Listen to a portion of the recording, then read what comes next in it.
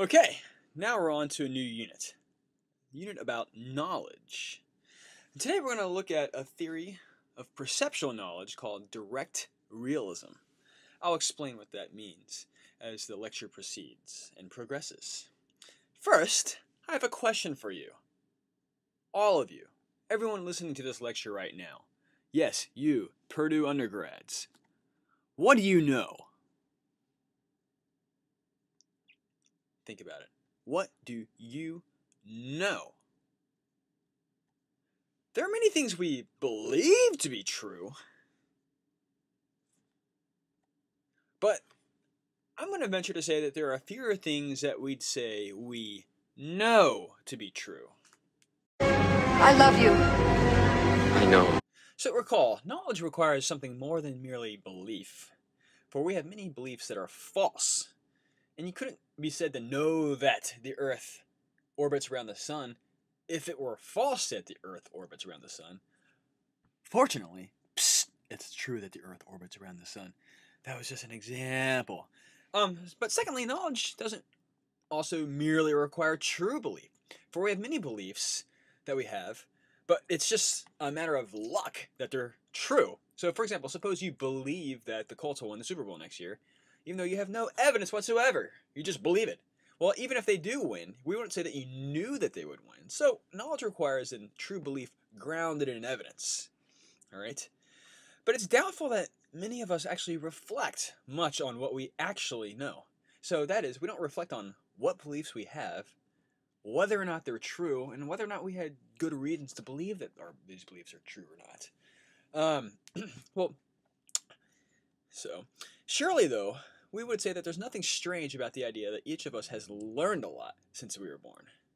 So I don't think it's odd to say that most of us have a lot of true beliefs, and perhaps also that most of us know a lot of things, even if we haven't reflected exactly on what we know or don't know. So, take some examples. Objects fall when dropped. Cats have 4 legs. Dogs are hairy. Babies come from moms and dads. 2 plus 2 equals 4. Buildings far away aren't as small as they look, and so on. It's like a catalog of things that we could say we know. Of course, there are also problematic cases. And these are the deeper questions, the questions that we're going to be addressing in this class. For example, does God exist? Is the mind distinct from the brain? Do we have free will? Are there numbers? Is time travel possible? Why has Twilight been called the defining movie of your, not my generation? By the way, I'm not a millennial, which tells you how old I am. My generation, the defining movie would have been The Goonies. Your generation, Twilight. I'll leave it to you to decide which is better. The Goonies! Alright, so it seems then that we're on much firmer ground than knowing, say that you have 2 hands, or that your neighbor drives a Pinto, or that your neighbor's standing outside your window, or that your neighbor's watching you sleep, then, whether or not God exists, or whether or not we have free will, or whether or not there are numbers, or whether or not time travel is possible, okay? So what's the difference then between beliefs such as this, or things like this that you would say you know, versus claims such as this? Questions such as this. What's the defining difference then? Where we say we can say that we know the latter but not the former. Well, here's a candidate reason. There's a difference in kind concerning the things we'd say we know versus the things that we say are more dubious.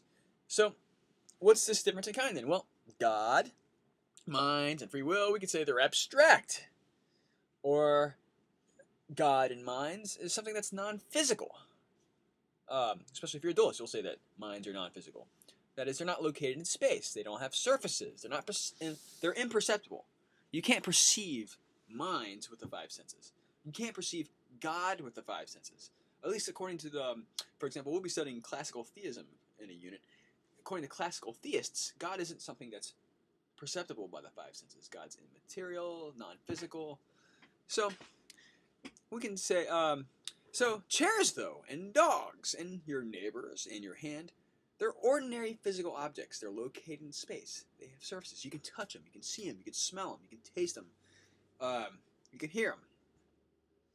So that seems to be a pretty salient difference then about what, maybe a perhaps a defining characteristic of what we say we know versus what we don't know then. In this brief exercise, and we see maybe we're on to something, okay? So what better way to know about something than to look? So for example, if you want to know what roasted squirrel tastes like, roast some squirrel. Alright? That's all you have to do. Whereas you can't, like, you know, in asking the question, do we have a mind? Is the mind distinct from the brain? Or is it the same thing? You can't look or see or smell or taste or listen, okay? It's not something you can figure out with one of the five senses, alright? So then, our paradigm cases of knowledge are cases of what philosophers call empirical knowledge. This is perceptual knowledge acquired by the use of the senses. Once again, empirical knowledge is perceptual knowledge acquired by the use of the senses. Now, I'm going to note as an aside that one influential strain of philosophy holds that all knowledge is empirical knowledge, and it's, surprise, surprise, it's a strain of philosophy called empiricism. We're not going to assume that in this class. While we'll assume that there is an empirical source of knowledge, that is, we get some of our knowledge from the senses, we're not going to assume that all knowledge comes from the senses. So take the example of mathematics. While you don't need, so while it's helpful to use a calculator or a pen and paper to figure out if 2 + 2 = 4, you don't have to use any of that stuff. You could do it just by thinking alone. So mathematical knowledge then is not empirical knowledge. It's what philosophers call a priori knowledge, or I guess you could say rational knowledge. A knowledge from a source in rationality versus from a source of the five senses, okay? In fact, much of what we're going to be addressing in this class, we're not going to be necessarily drawing from empirical sources. We're going to be drawing from these other sources. So we'll be reasoning through this stuff much in the way mathematicians reason through stuff. But that's an aside. Let's go back, though, because this is units about perceptual knowledge. So in that sense, we will be using the five senses, or at least for some of the work we're going to be doing.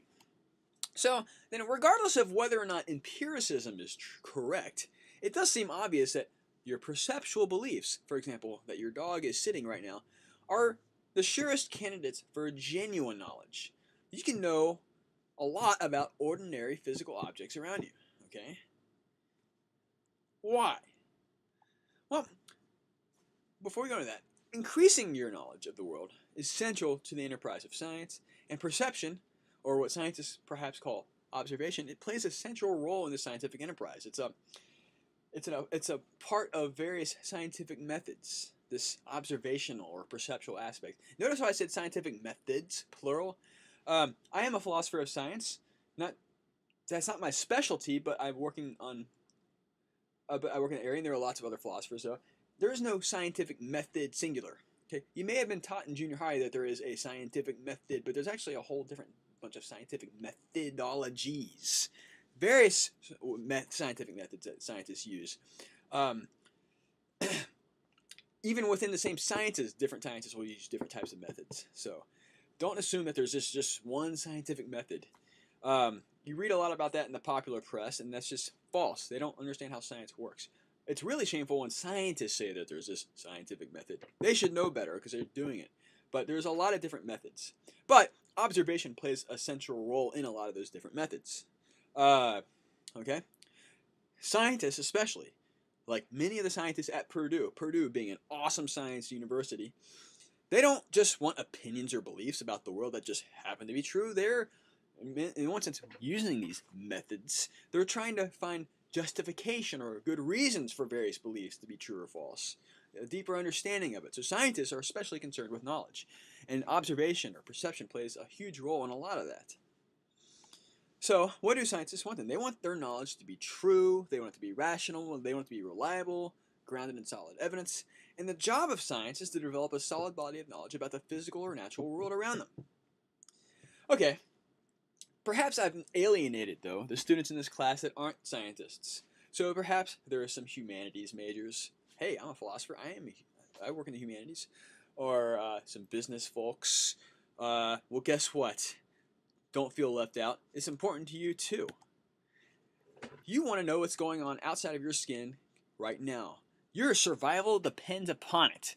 For example, your survival depends on you not walking in front of buses, or touching hot stoves, or drinking gasoline, or walking off cliffs. You need to know where your food and shelter is, and so on. Okay. Fact is, so well, then one, this grounds the fact that you probably do know you probably do have a lot of true perceptual beliefs, but it also shows that having perceptual knowledge and not just mere opinion is important. You don't want to just, if someone says, here, touch this hot stove, or sorry, suppose your roommate says, here, touch this stove, it's not hot. And you say, how do you know that? And he says, oh, it's just my opinion that it's not hot, so you should touch it. You'd be like, BS! I call BS. You would want to find some sort of evidence that the stove is not hot before you touch it. And what would you do? You'd look, for example, if the knob's turned on or if it's off, or you could put like some water on it and see if the water starts heating up. But you want some sort of grounding for the claim that the stove is not hot before you touch the damn thing, right? So, in that sense, having knowledge about your perceptual experiences versus just merely true opinions is important to you as well. There, I hope I've made my case clear then. All right. So our perceptual systems then give us access to the external world. And you suppose that the beliefs arising from your sensory experiences do in fact tell you something about what's out there and how it is. So with you, it's also with me. It's not simply then opinions that interest you, because a mere opinion won't keep you from walking off a cliff, or touching a hot stove, or walking in front of a bus, and so on. You want beliefs that are true, rational, and trustworthy, right? So suppose you hear a rumor that this idiot, or actually you have to be pretty smart to do that, but this malicious, evil person's been cutting the brake cables on cars all over campus. And you want to find out if your brake cables are broken as well.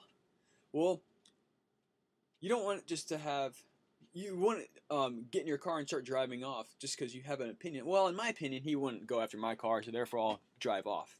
You want to check and make sure your brakes work first, right?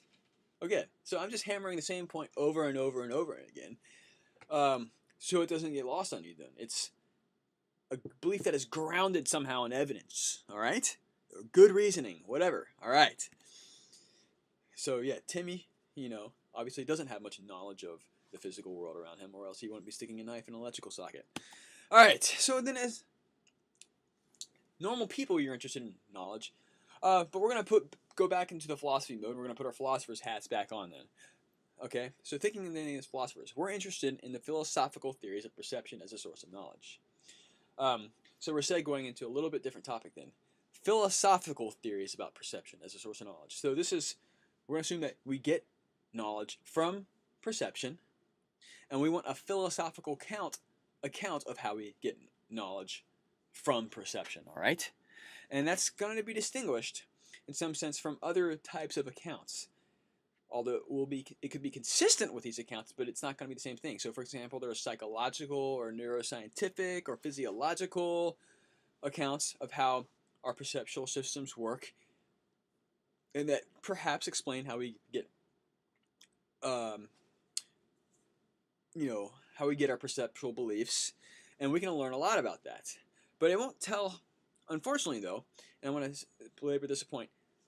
A psychological or physiological account of how our perceptual systems work won't tell us how our perceptual systems qualify as sources of knowledge, that is, as sources of justified true belief. Once again, even a really detailed physiological account of how our perceptual systems work will tell us a lot, but it won't tell us how we can get true beliefs from it that are grounded in evidence. It won't tell us how we get knowledge. We could perhaps say that these physiological accounts are necessary for a theory of perceptual knowledge, but they're not sufficient for a theory of perceptual knowledge. So I think really what happens is these accounts can tell us how we get beliefs, but they won't tell us how we get justified true beliefs. So again, these accounts will tell us how we get true beliefs. Actually, maybe not even true beliefs. They'll tell us how we get beliefs. Actually, yeah, perhaps they could. They could tell us how we get true beliefs about the physical world, but it won't tell us how we get justified true beliefs. All right. So, instead, what we want to know, and actually, I think as I go throughout this lecture and I go throughout the next few lectures, I think it'll become more obvious. So perhaps some of you are psychologists or neuroscientists or pre-med students, and you're thinking, what does this instructor think? Who does this instructor think he is? These philosophers are so arrogant, saying that this stuff won't get us knowledge. Well, just bear with me throughout this unit, and it will become evident why. Okay? All right.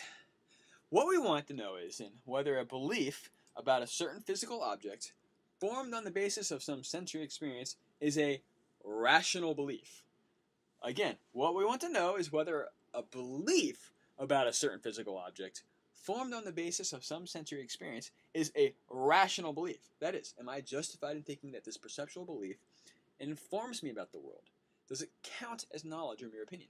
Is it knowledge?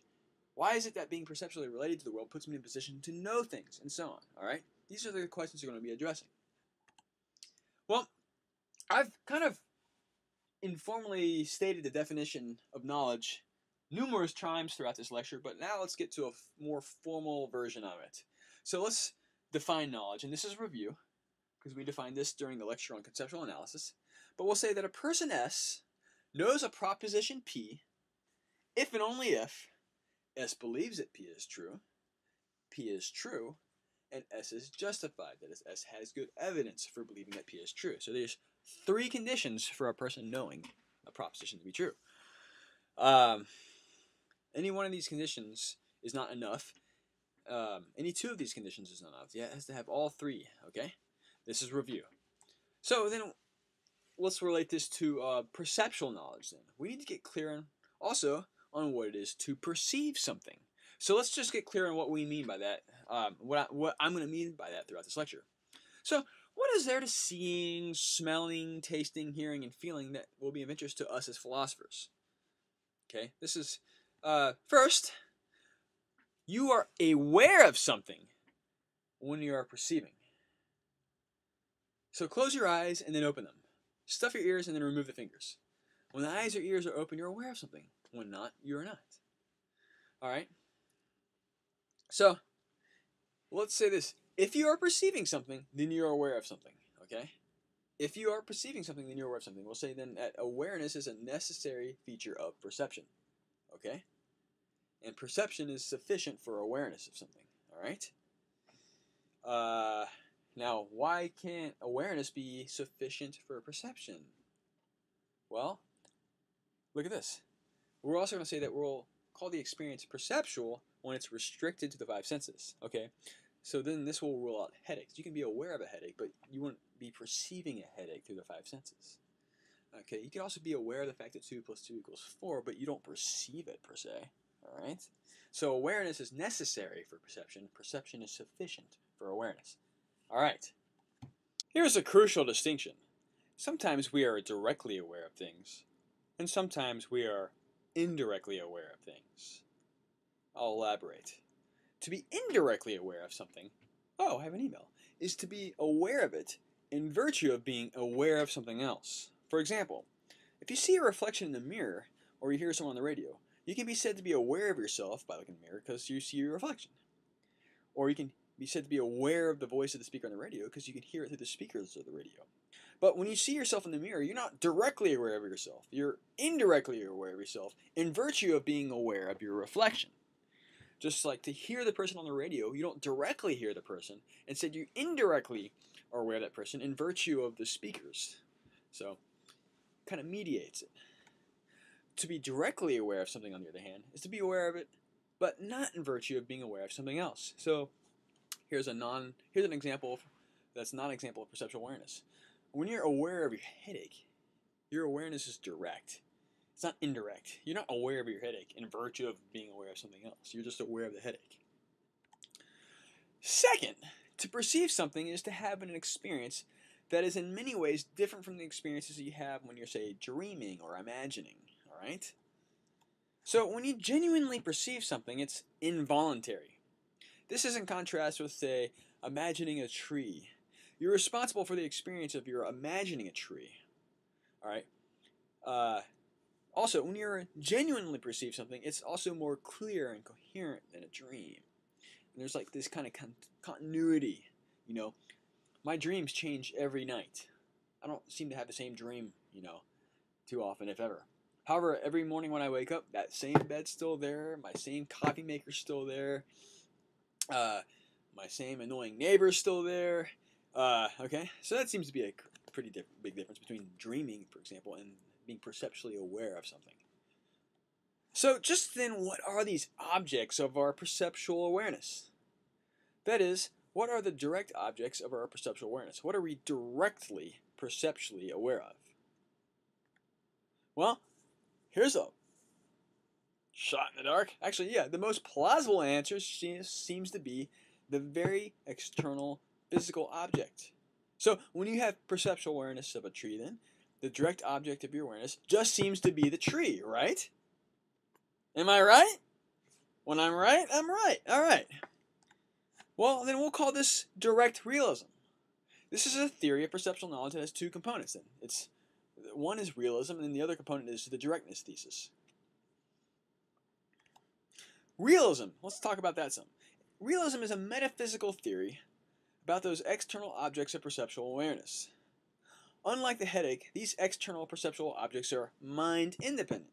They can exist in the absence of any mind or whatever. Okay? This is in contrast with mental states such as headaches and beliefs and hopes and thoughts. They are mind dependent somehow. Okay? So the view that there are external objects that exist and are a certain way independent of their being perceived is realism. So then we'll just call realism, and remember this, realism is a thesis that there are mind-independent objects. Once again, realism is a thesis that there are mind-independent objects. Woo! Well, let's define mind independence. And we'll define it this way. For any x is mind-independent if and only if x exists independently of anyone perceiving x, and x has the properties it has independently of anyone perceiving x.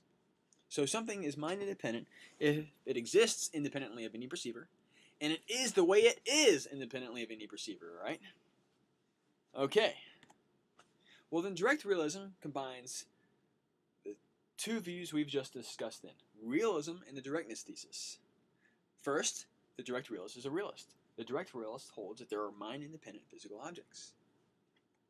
Second, the direct realist says that when we perceive these mind-independent physical objects, we are directly aware of them. That is, we can be aware of them without being aware of something else. So our access to physical objects is direct, not indirect. Now, I know what some of you might be thinking, but hold your horses. Yes, there's a lot else that goes on when you say, see a horse. For example, your optic nerve, your retina, parts of your brain, a bunch of other physical stuff is going on in you, right? All these different processes, right? Doesn't that mean that you're not directly aware of this mind-independent objects? Wouldn't that be evidence that you're indirectly aware? Well, this is what the direct realist will say. When you open your eyes and you see the bowl of cornflakes, you're not aware of your optic nerve, you're aware of the bowl of cornflakes. Okay? So think of then your eyes and your optic nerves. Compare this, take your hand grasping a beer. Wait, most of you aren't 21. A soda. So your hand is grasping a can of soda. Now, you're not aware of your hand grasping, you're aware of the soda. You're aware of the soda by means of your hand grasping, but you're not aware of the soda in virtue of. So you're not first aware of your hand in the grasp position, and then like inferring the existence of the soda can from it. Instead, your grasp, which is a part of you, by the grasp, which is a part of you, you're just directly aware of the soda. Okay. There's no third thing between you and the soda. There's no third thing between you and the bowl of cornflakes. Okay? What you're aware of is that not your optic nerve or whatever. Alright? Contrast, though, this with imagining a cup. In this case, what you're aware of is in many ways like a cup, but it's definitely not a cup. Instead, what you're aware of is something internal to you. You created it in some sense. But when you perceive a real cup, the object of awareness is given to you. It's almost forced on you. Remember how I said it's involuntary? like when you with your imagination, it's voluntary, but when you perceive an external physical object, it's involuntary. Okay, it's kind of forced upon you, whether you like it or not. Like that annoying neighbor, like my annoying neighbors, who start celebrating the 4th of July in early June and stop celebrating the 4th of July in late August.